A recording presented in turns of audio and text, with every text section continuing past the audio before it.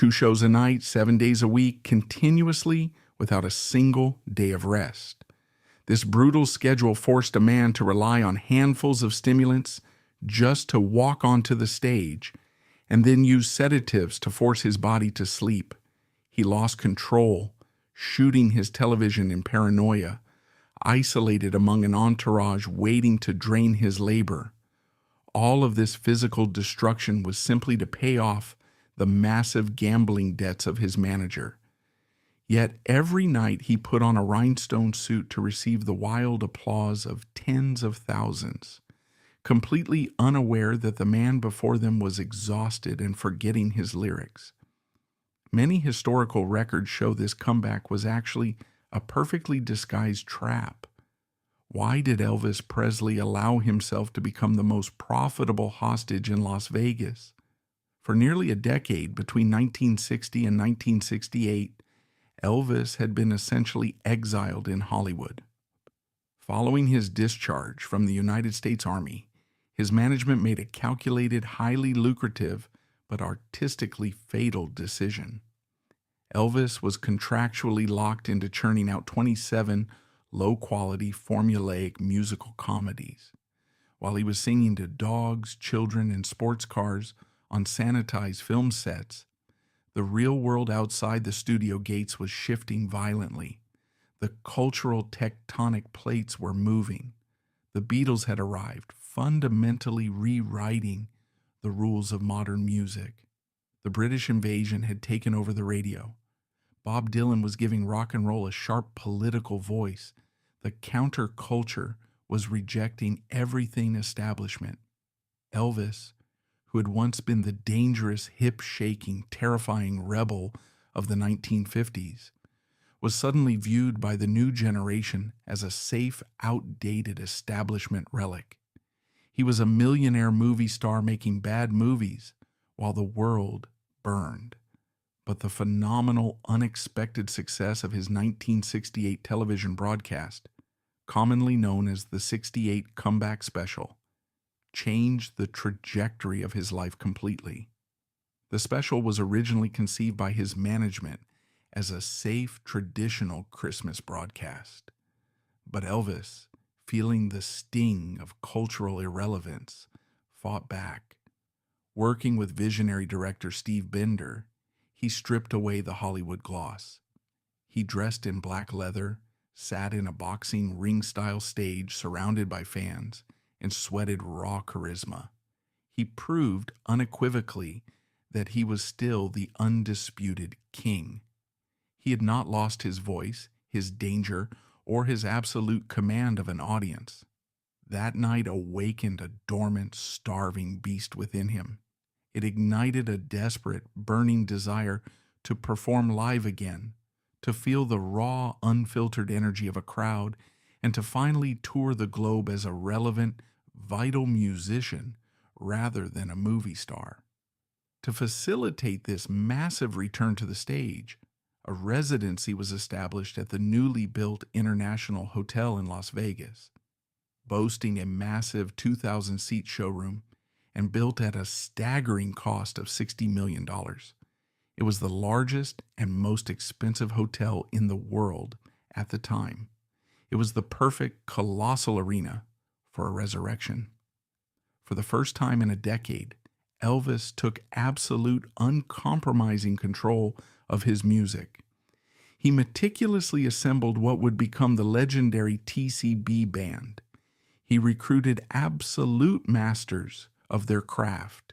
He hired the legendary guitarist James Burton, whose chicken-picking style became a signature of the new Elvis sound. He brought in drummer Ronnie Tutt, who possessed a unique, almost telepathic ability to attune his drumming to match Elvis's every physical movement. He layered this incredibly tight core band with a powerhouse black female vocal group, the Sweet Inspirations. He added a white male gospel quartet, the Imperials. Finally, he demanded a 30-piece symphony orchestra to provide a cinematic sweep to the arrangements. It was a massive, unprecedented 50-person wall of sound. It was designed to blow the roof off the desert, to overwhelm the senses, and to prove that Elvis Presley was not a nostalgia act, but a musical force of nature. Interestingly, the bloated, jewel-encrusted jumpsuits we inevitably associate with Vegas Elvis did not exist in 1969. In those early, hungry days of the residency, his wardrobe was fiercely minimalist and highly functional. Designer Bill Ballou crafted sleek two-piece gabardine suits in stark black or navy blue.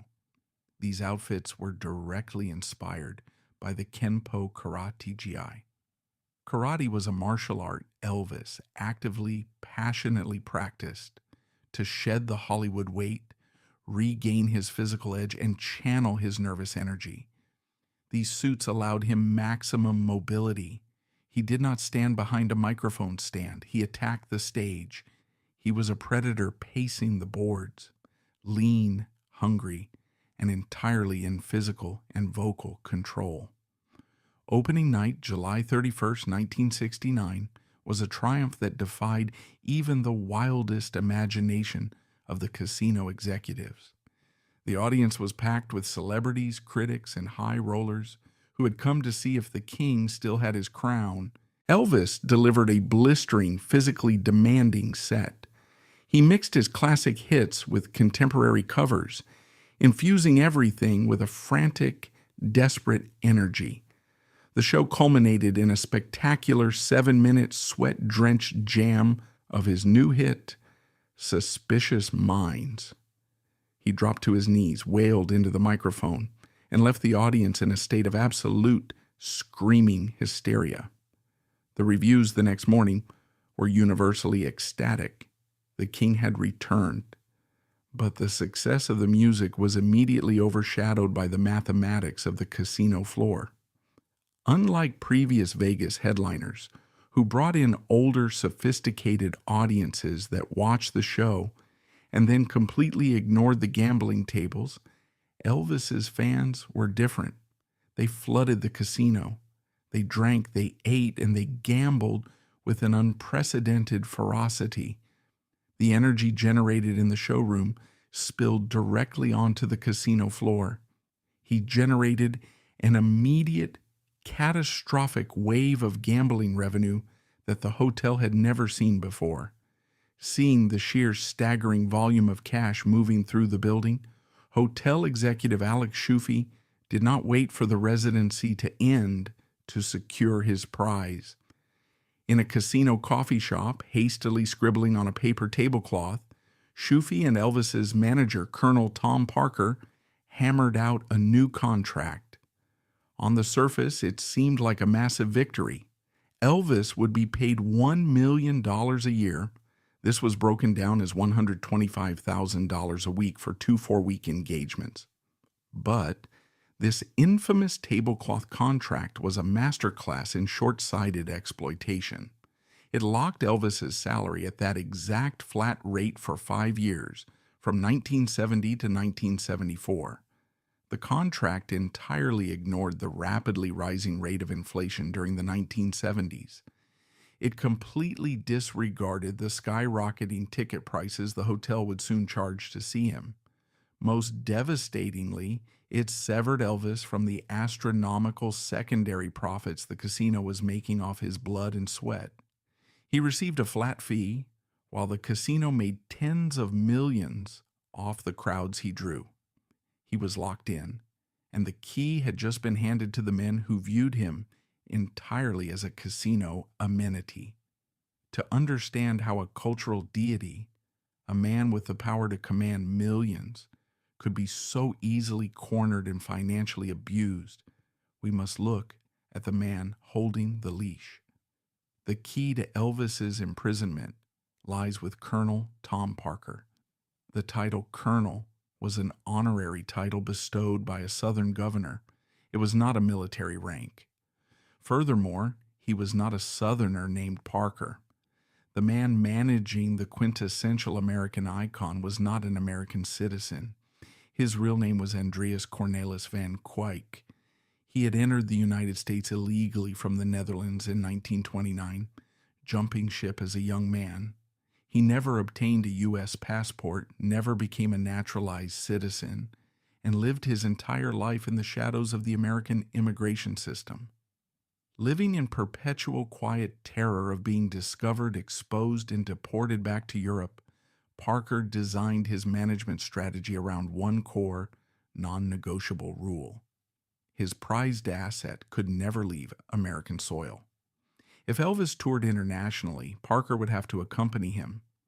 Re-entering the United States would require presenting a valid passport to customs officials, instantly exposing his illegal status. Therefore, the global ambitions of Elvis Presley had to be systematically crushed to protect the manager's secret.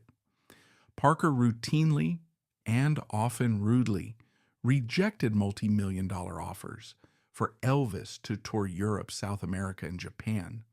Promoters from London to Tokyo offered astronomical sums, guaranteed sold-out stadiums, and unprecedented global exposure.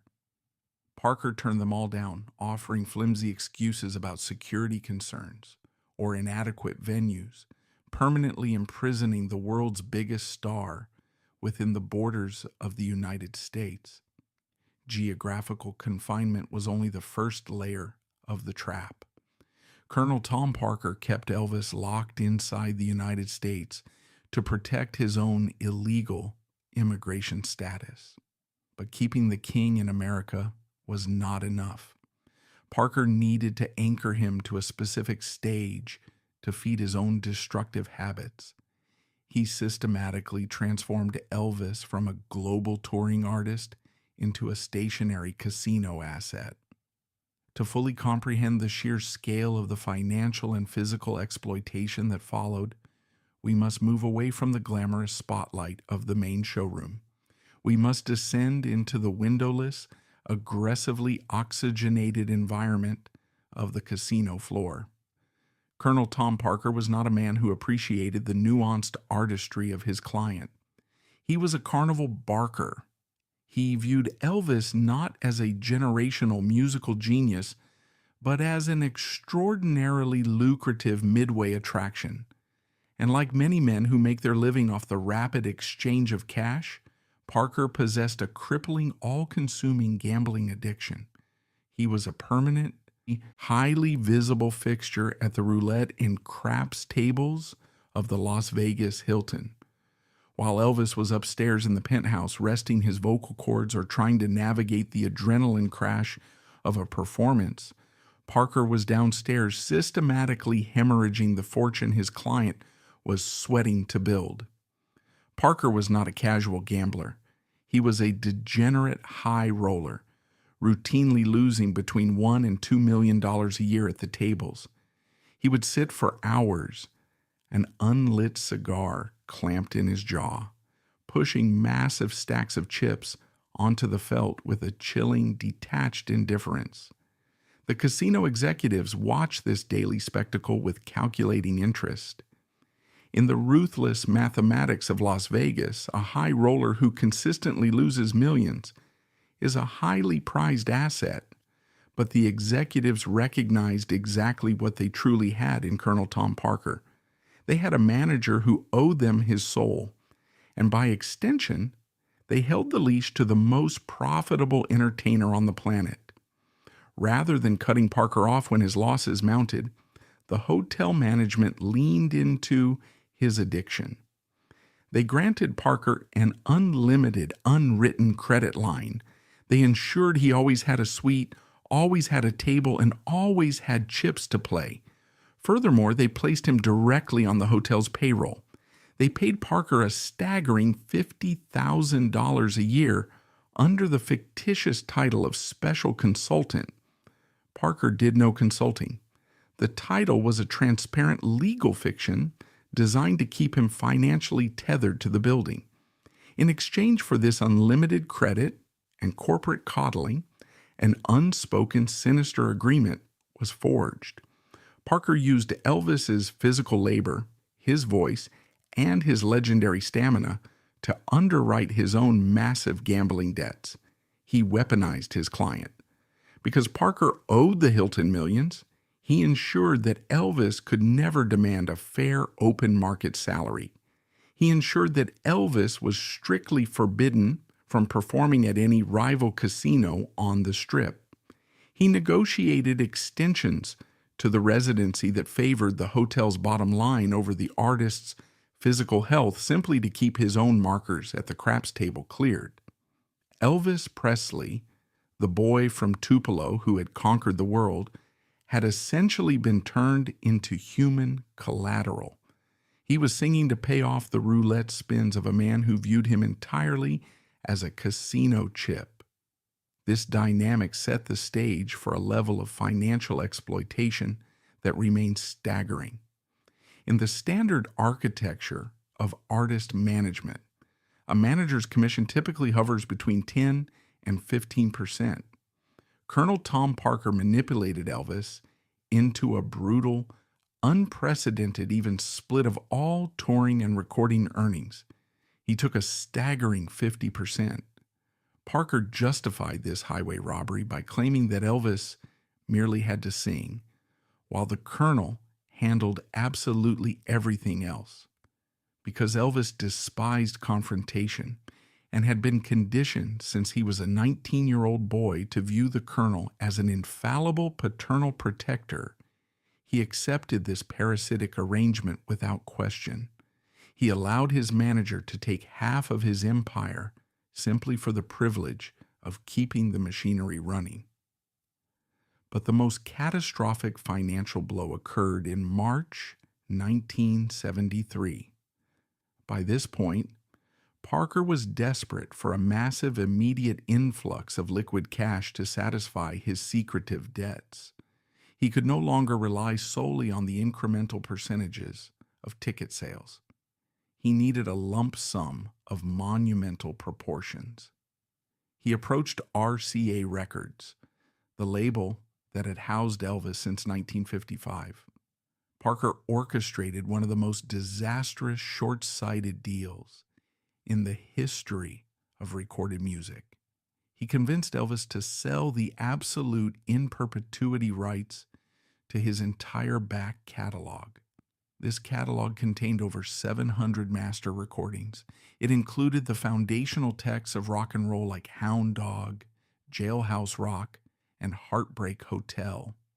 It was the definitive musical legacy of the 20th century, a catalog that would continue to generate hundreds of millions of dollars in royalties for decades to come.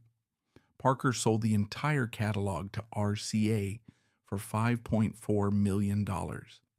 But the financial architecture of this deal was far more sinister than a simple 50-50 split.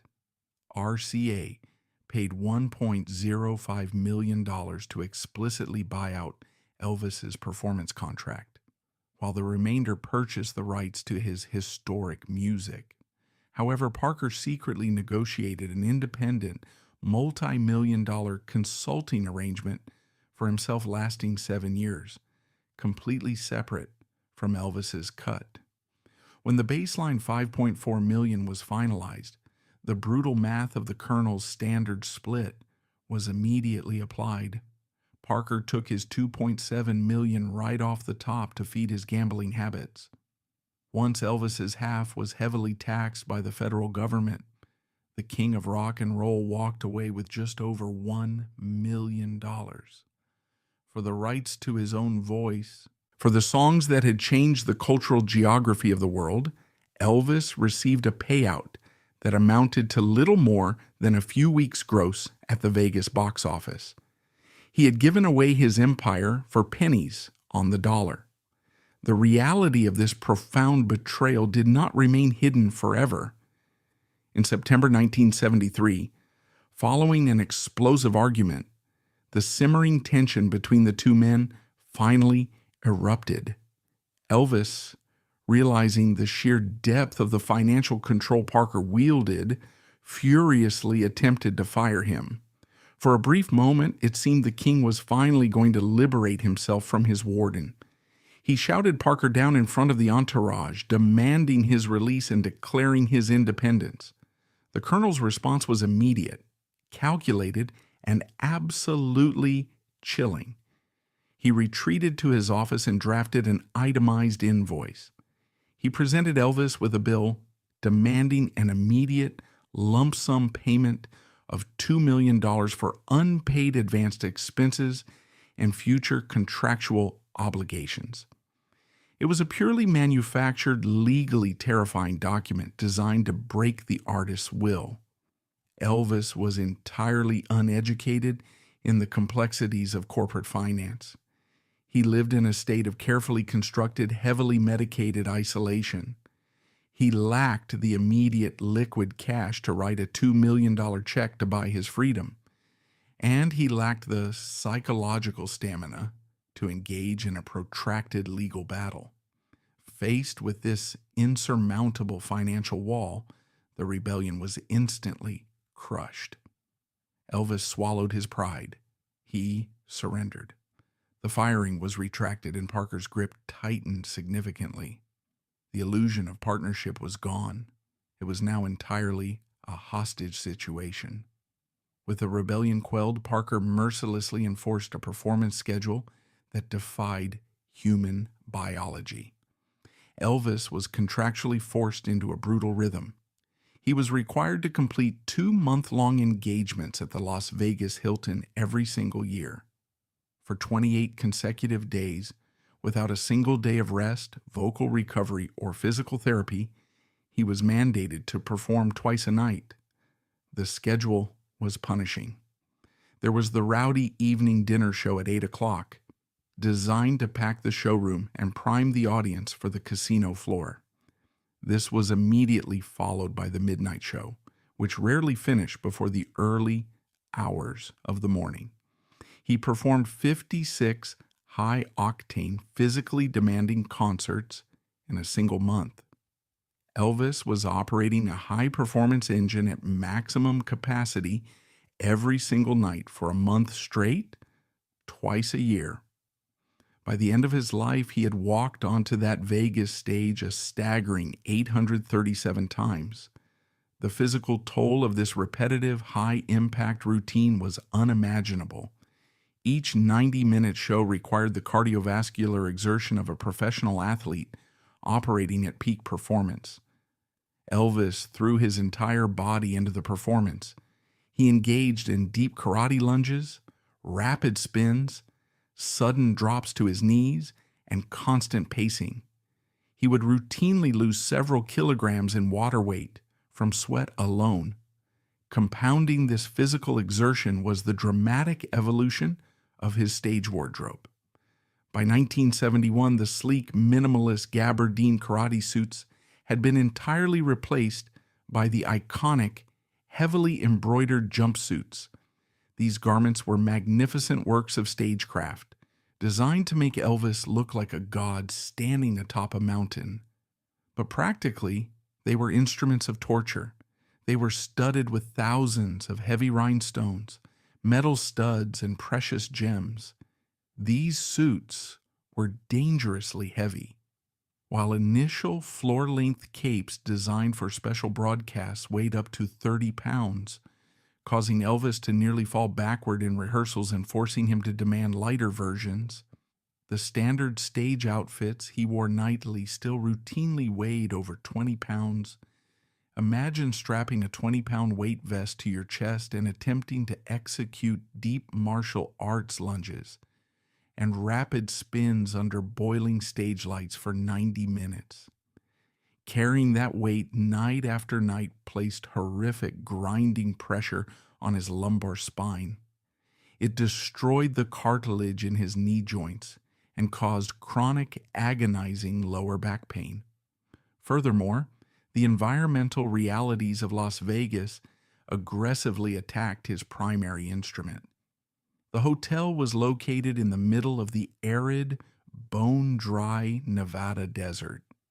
To keep the patrons comfortable and awake at the gambling tables, the casino pumped in aggressively chilled, heavily filtered, moisture-free air conditioning. Elvis lived, breathed, and sang in this artificial, desiccated environment.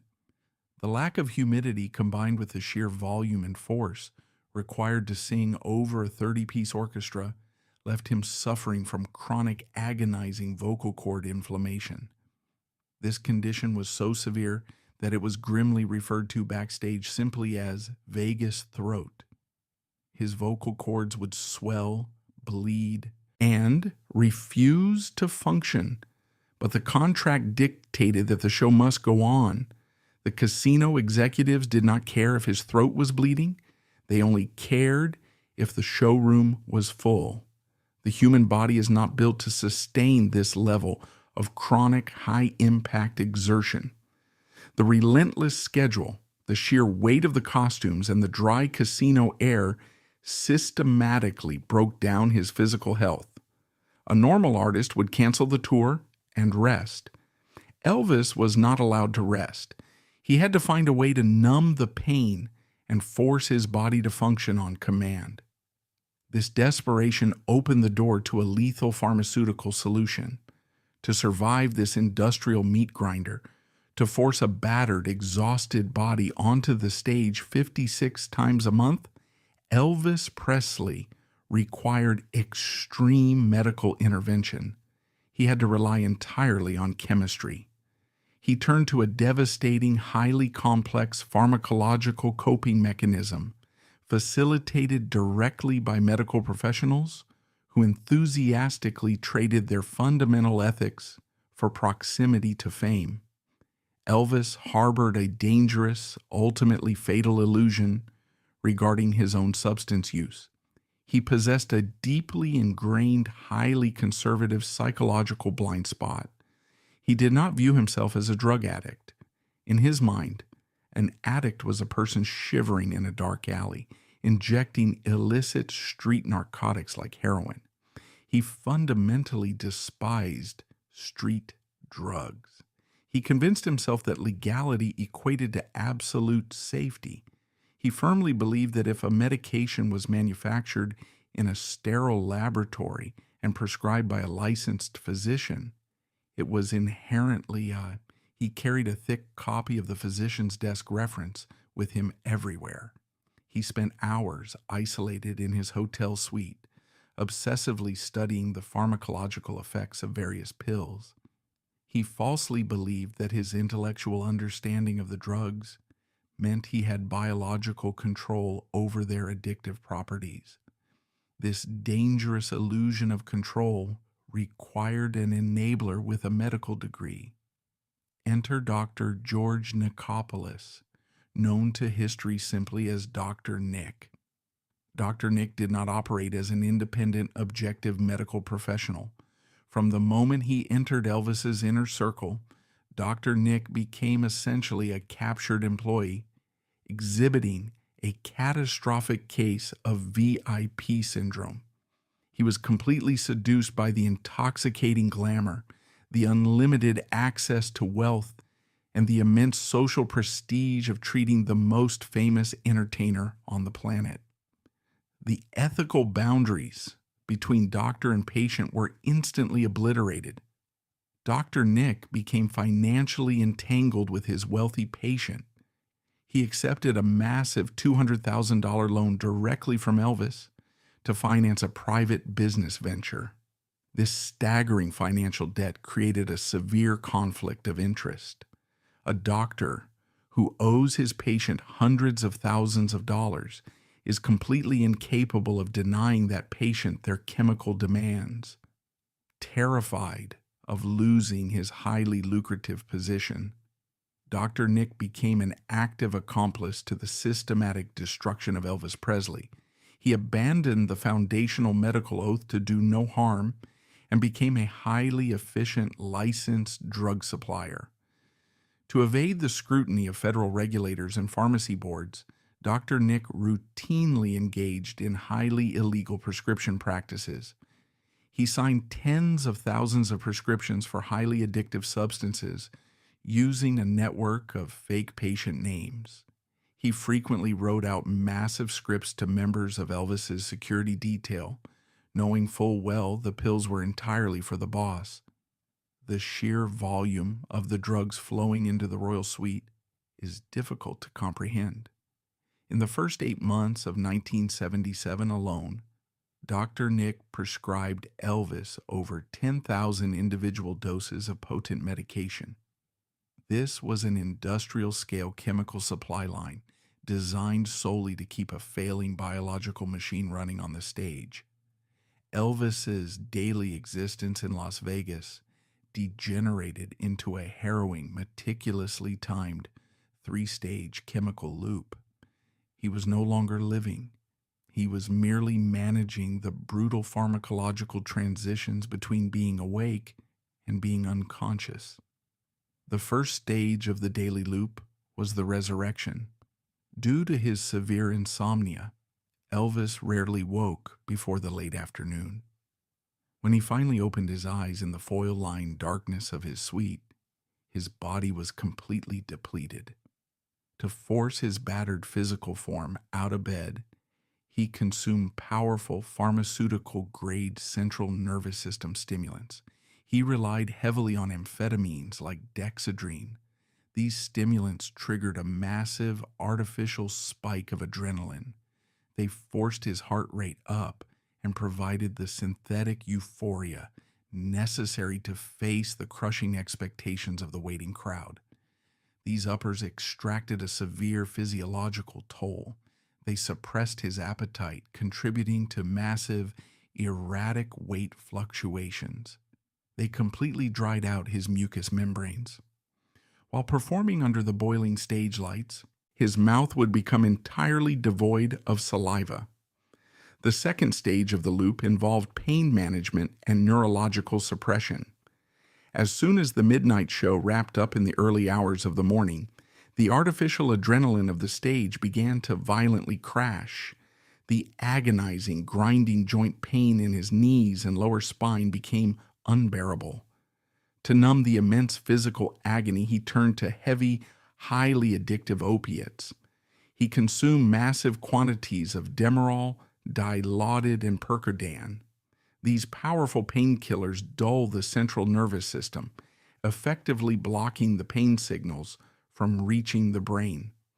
Because his heart was still racing at a dangerous speed from the amphetamines and the exertion of the performance, he had to force his cardiovascular system to slow down. He began layering the opiates with heavy, potent tranquilizers like Valium. This brutal chemical whiplash caused immense neurological damage. It severely impacted his motor skills. Off stage, the combination of painkillers and tranquilizers caused him to slur his words heavily, stumble through the hallways of the hotel, and lose his basic physical coordination. The final and most dangerous stage of the daily loop was the forced shutdown.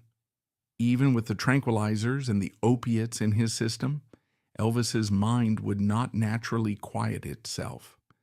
The severe paranoia, the crushing isolation of his fame, and the lingering energy of the amphetamines made natural sleep a biological impossibility. To conquer his own wakefulness, he relied on extremely potent, highly dangerous hypnotics and barbiturates. He consumed heavy doses of Placidyl, Amytal, and Quaaludes. These drugs do not induce natural restorative sleep. They essentially bludgeon the brain into a forced comatose state of unconsciousness. He would take handfuls of these pills, referred to by his entourage as attack packets, until his respiratory system slowed to a crawl, and he finally blacked out in the freezing bedroom. When this extreme chemical abuse inevitably caused the body to fail before a show, the medical interventions enacted by the hotel were absolutely barbaric. They prioritized the preservation of the show over the preservation of the man. The Hilton management operated under a strict policy. Calling local emergency services or an ambulance for Elvis Presley was completely forbidden. The casino executives were terrified of the negative press. An ambulance parked outside the showroom would signal to the world that their multi-million-dollar asset was an addict in crisis. If Elvis was found entirely unresponsive and unconscious on the floor of his suite just hours before a scheduled performance, standard emergency medical protocols were ignored. His handlers and the hotel doctors resorted to violent, desperate measures to wake him. They would literally plunge the king of rock and roll's head into large buckets of ice water to shock his nervous system. They would physically slap his face, aggressively shaking him until he opened his eyes. If his vocal cords were swollen shut and bleeding, doctors would insert long needles directly into his throat, injecting liquid cortisone straight into the inflamed vocal folds to artificially force them open for 90 minutes. Offstage, he frequently required a pure oxygen mask just to keep breathing between songs. Surrounding Elvis and completely facilitating this tragic decline was his famous entourage, the Memphis Mafia. This was a tightly knit group of old high school friends, army buddies, and trusted associates employed as his security detail, his valets, and his constant companions. Elvis supported them completely. He paid their salaries, bought their homes, handed them envelopes of cash, and famously gifted them luxury Cadillacs and solid gold Rolex watches. This extreme, unchecked generosity created a highly toxic, profoundly dangerous culture of compliance. Friction is a necessary component of psychological growth. Normal human beings experience pushback. They hear the word no, they face consequences for reckless behavior, and they are forced to adapt to the boundaries of others. Elvis Presley never heard the word no. The absolute power of the employer completely corrupted the fundamental duty of the friend. Because every single member of the Memphis Mafia was entirely financially dependent on Elvis. For their livelihoods, nobody dared to challenge him. They functioned as an echo chamber of enablement. They were the ones taking the fake prescriptions to the all-night Las Vegas pharmacies. They were the ones physically picking up the brown paper bags full of pills. They guarded the perimeter of his addiction, ensuring no outside influence could penetrate the bubble and halt the chemical supply line. However, when genuine, terrified concern finally managed to break through the wall of greed, the consequences were swift, ruthless, and absolute. In July 1976, 3 of his longest-serving and most fiercely loyal bodyguards decided they could no longer watch the man they loved kill himself. They actively tried to intervene. They attempted to physically restrict his access to the pills. They confronted Dr. Nick about the staggering volume of the prescriptions. They directly challenged Elvis regarding his severe spiraling addiction. The response from the Presley camp was immediate termination.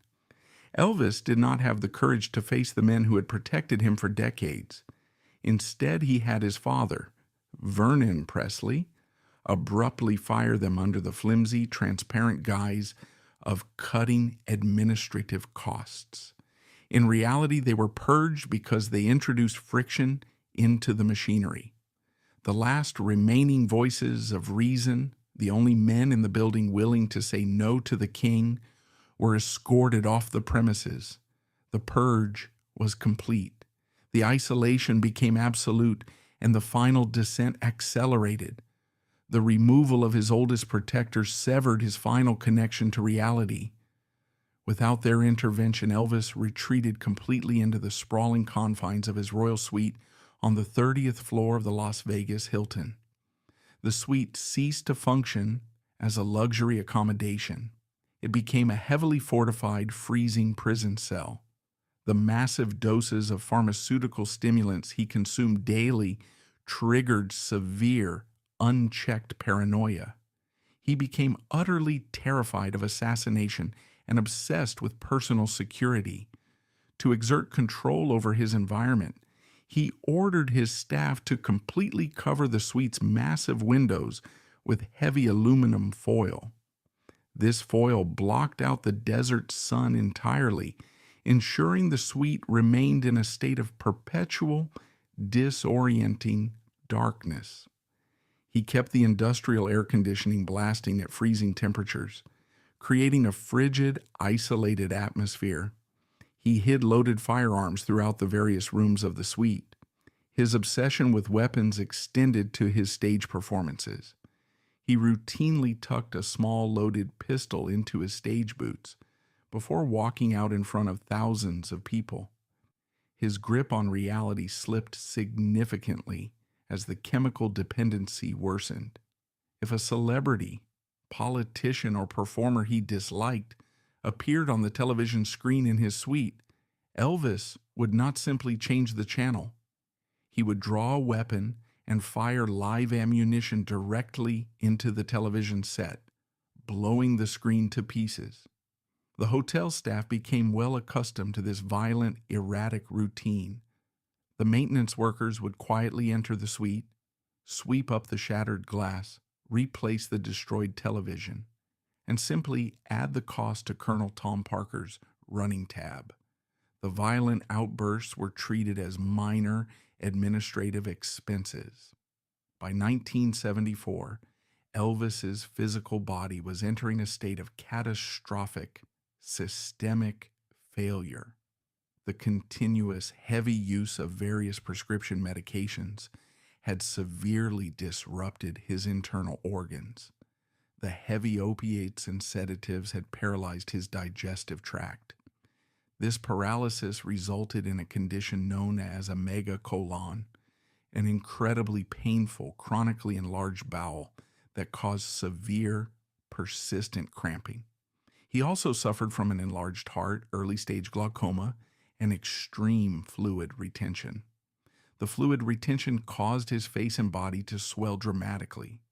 The iconic, heavily embroidered jumpsuits were no longer serving as theatrical costumes.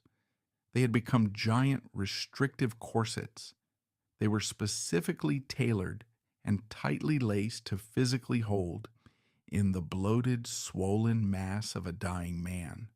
The Las Vegas stage, which had been his sanctuary and the site of his resurrection in 1969, became the site of his public humiliation.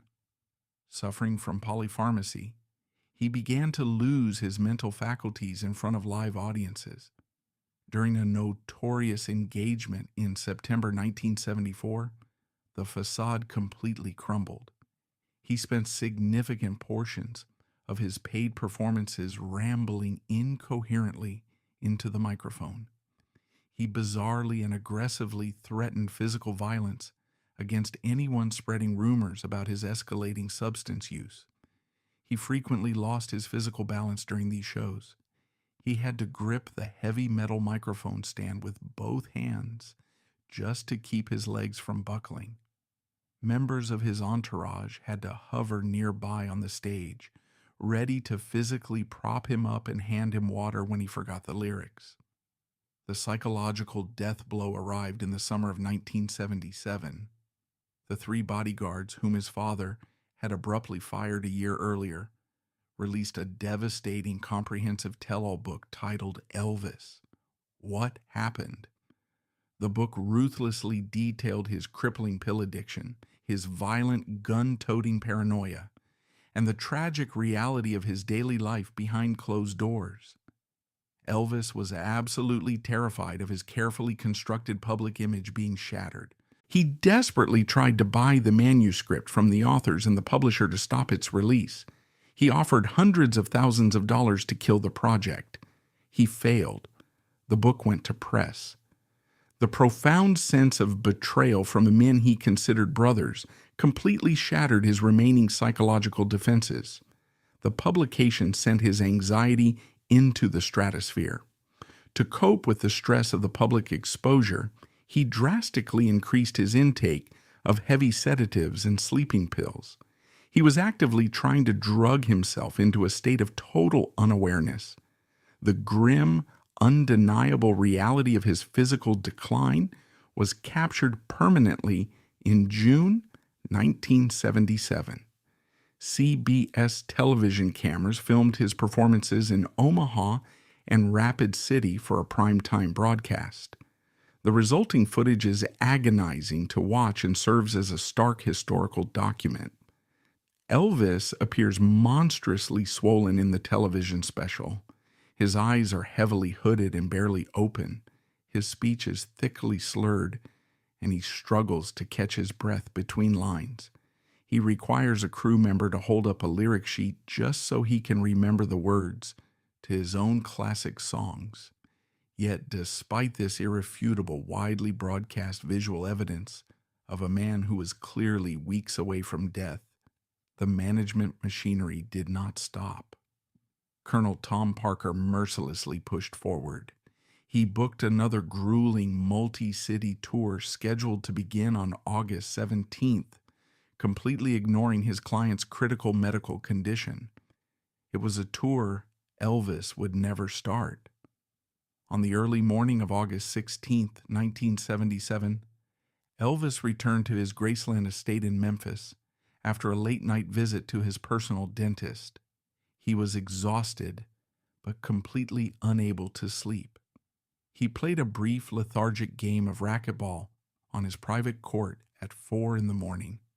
Returning to his bedroom, his chemically battered brain still refused to shut down. The paranoia and the lingering stimulants kept him awake.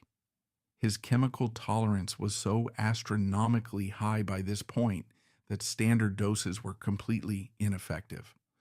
Over the course of several hours that morning, he consumed 3 separate heavily prescribed packets of sleeping pills and sedatives.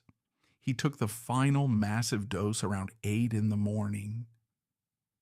At 1:30 in the afternoon, his young girlfriend, Ginger Alden, awoke to find him missing from the bed. She walked into the master bathroom and found the king of rock and roll collapsed face down on the floor. His heart had simply stopped. The massive influx of central nervous system depressants had finally overwhelmed his body. Frantic, desperate attempts at CPR by his entourage and subsequent emergency defibrillation by paramedics at Baptist Memorial Hospital were entirely useless. The biological machine had finally broken. The immediate aftermath of August 16, 1977, was not a period of quiet mourning. It was the beginning of a frantic, highly coordinated corporate scramble. The physical collapse of Elvis Presley triggered an immediate crisis for the empire built around him. The executives and medical staff faced a massive public relations disaster. They had a dead superstar and a highly profitable legacy to protect. While the public wept on the pavement outside the gates of Graceland, the immediate priority of the men who had controlled Elvis in life was to control the narrative of his death. They understood that if the public discovered the grim, unvarnished truth about the squalor of his addiction, the lucrative family-friendly image would be permanently shattered. This led directly to one of the most heavily scrutinized medical cover-ups in modern entertainment history. The autopsy was conducted at the hospital by a team of highly respected pathologists. When they looked at the initial internal condition of the organs, the catastrophic damage caused by years of severe polypharmacy was undeniable. His liver showed signs of severe damage. His large intestine was impacted, and his heart was enlarged.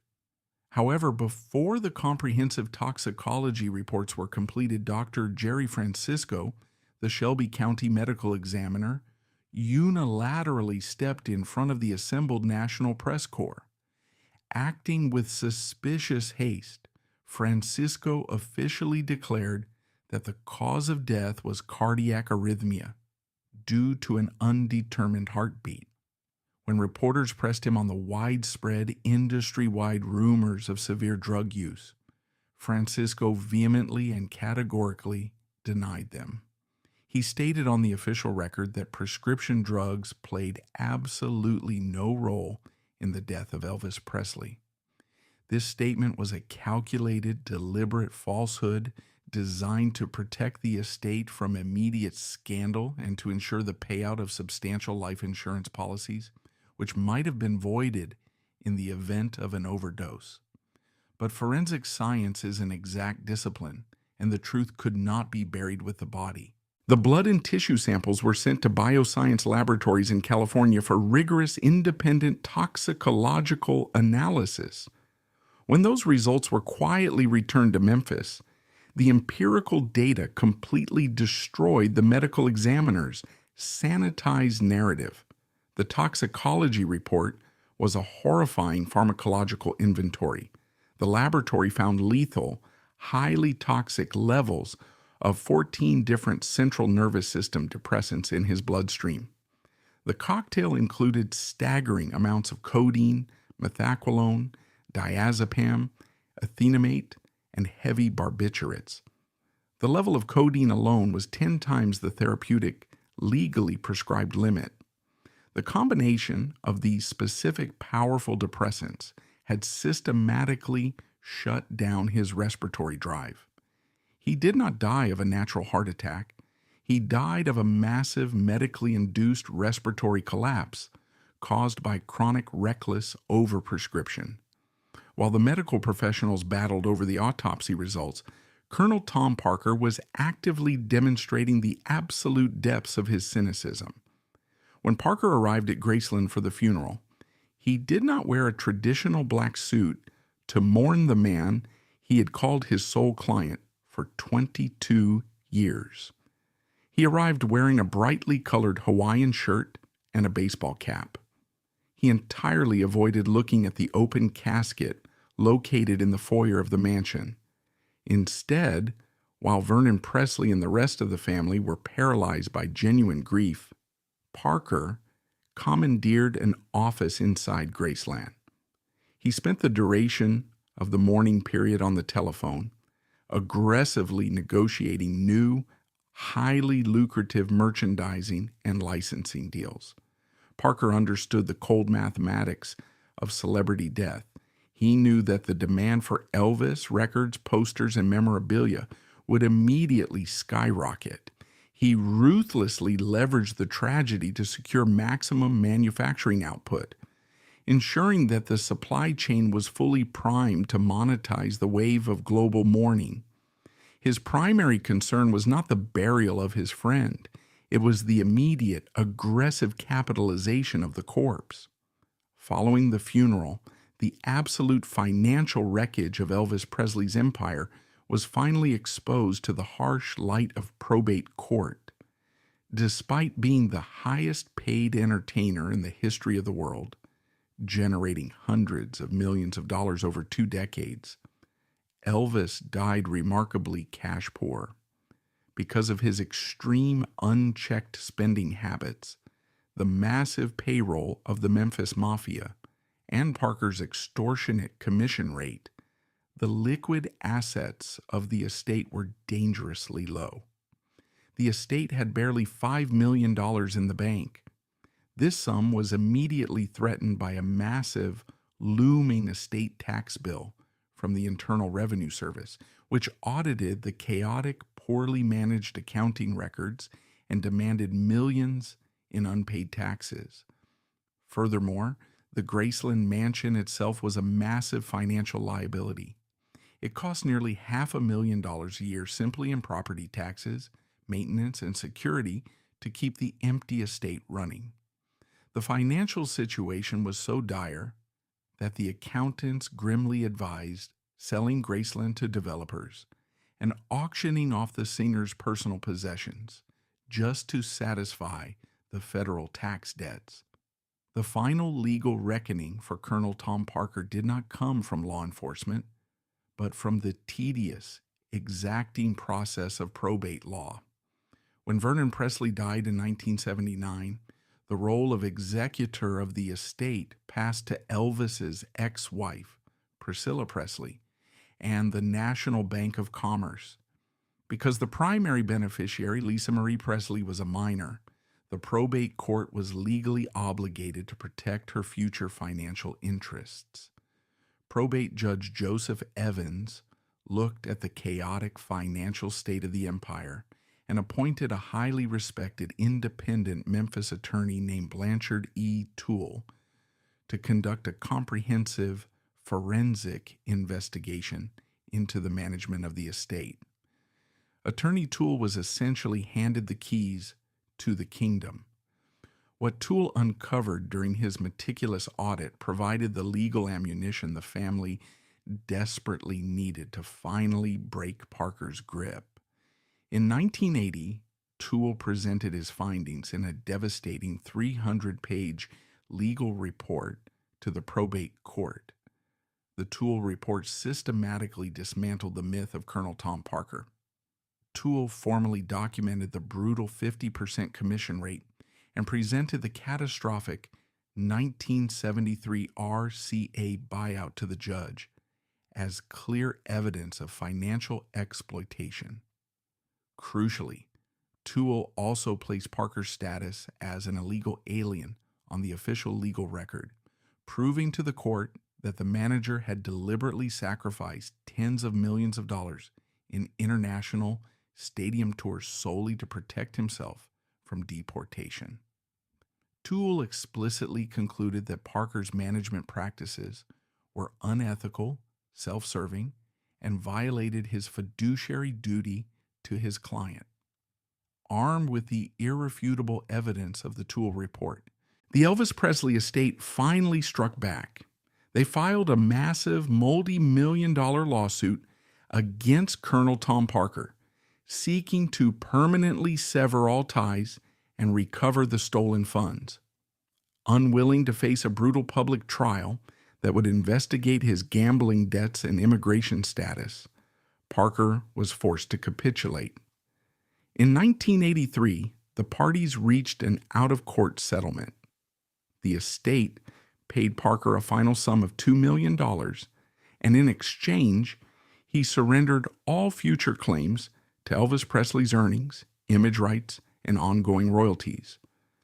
To save the estate while these legal battles raged, and to pay off the crushing IRS debts, Priscilla Presley made a defining, strategic business decision. Rejecting the advice of the accountants to sell the property, she decided to open Graceland to the public. She hired professional museum executives and transformed the private residence into a highly managed, tightly controlled tourist attraction. When the doors of Graceland officially opened for public tours in June 1982, the response was staggering.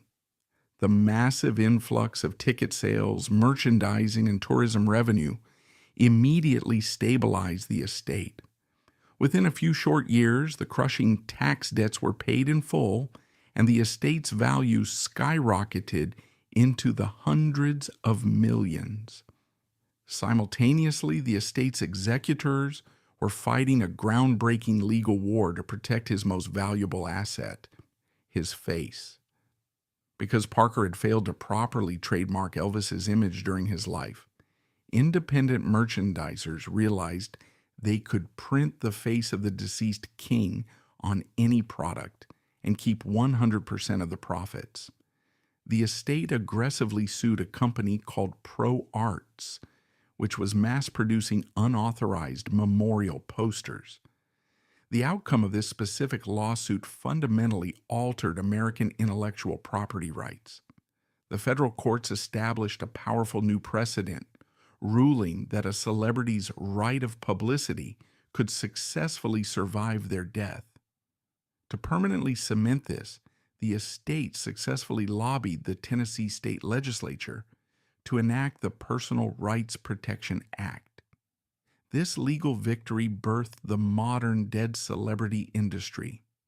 The estate successfully transformed a deceased human being into a strictly controlled, aggressively litigated corporate logo, managed by the newly formed Elvis Presley Enterprises.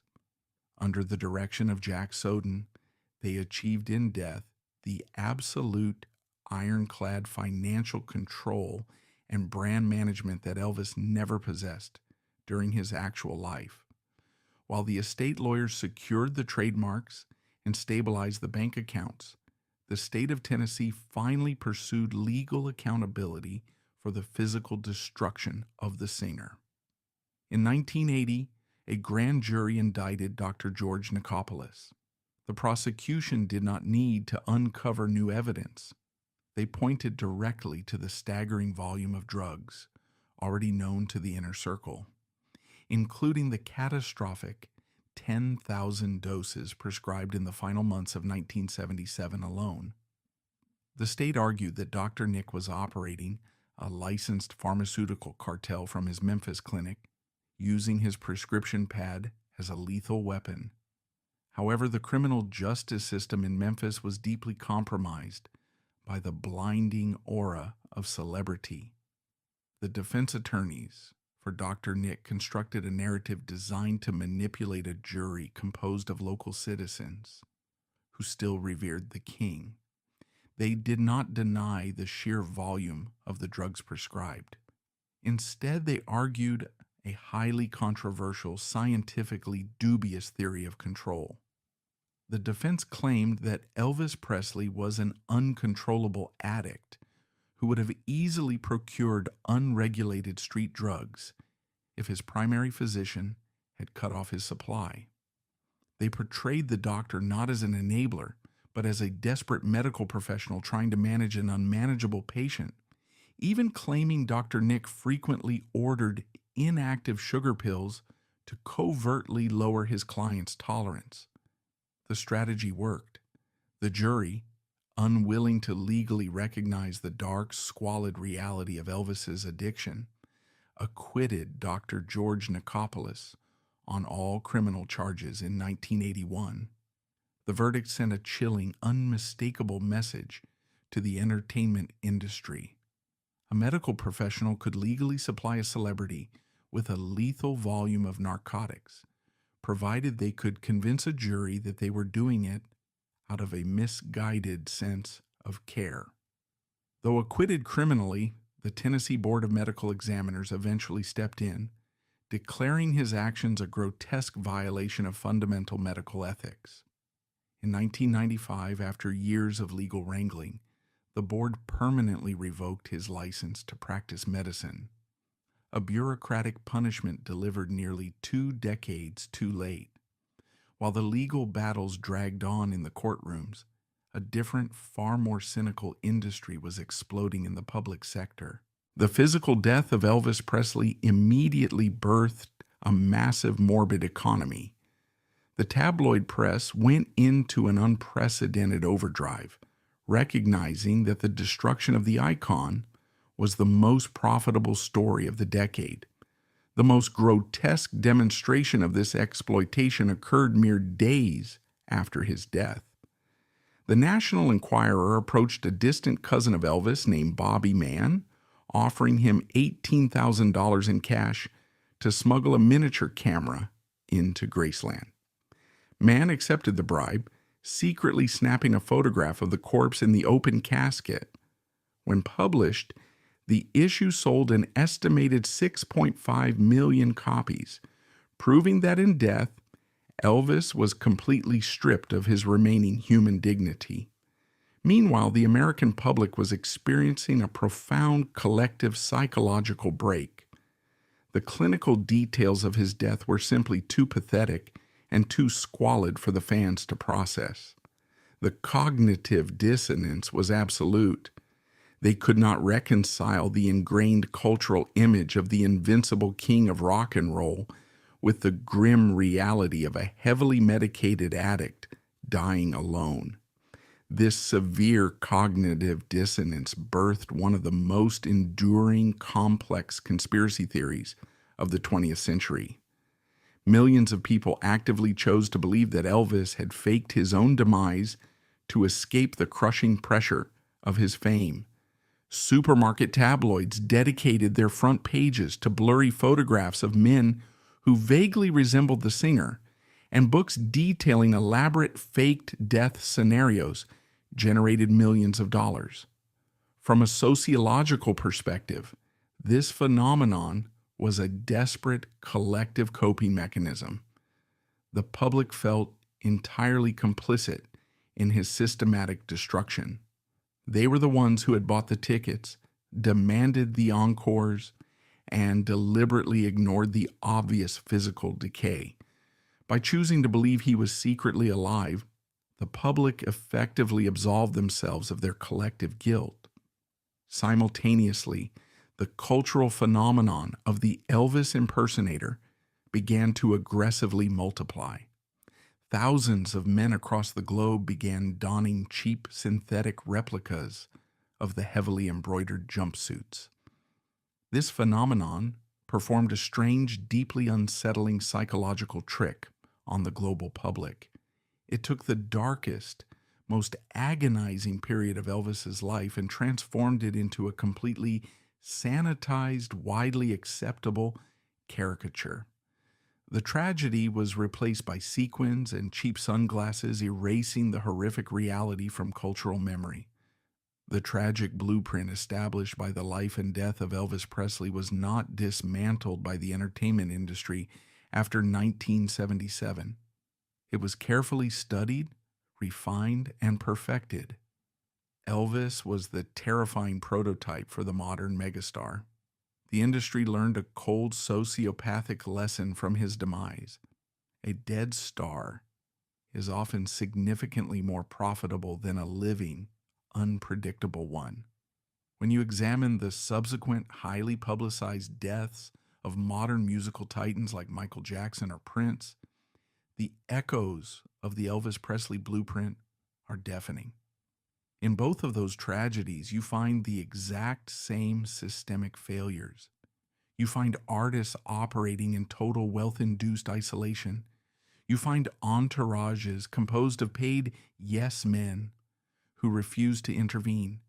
And most chillingly, you find licensed medical professionals willing to supply lethal doses of powerful prescription narcotics to satisfy the demands of a famous client. The story of Elvis Presley is not a nostalgic fable about a poor boy from Tupelo who achieved the American dream. It is a harsh forensic examination of how the American dream can be weaponized against the dreamer. It is a cautionary tale about the absolute toxicity of unregulated fame, the devastating physical cost of chronic performance, and the lethal consequences of surrounding oneself entirely with people who depend on your wealth to survive. He was a man who possessed a vocal instrument capable of expressing the deepest, most profound human sorrows. Yet he was completely incapable of articulating his own suffering to anyone who could actually help him. He revolutionized the cultural landscape of the 20th century, but he ended his life trapped on the floor of a bathroom, his body shutting down under the weight of 1,000 prescribed pills.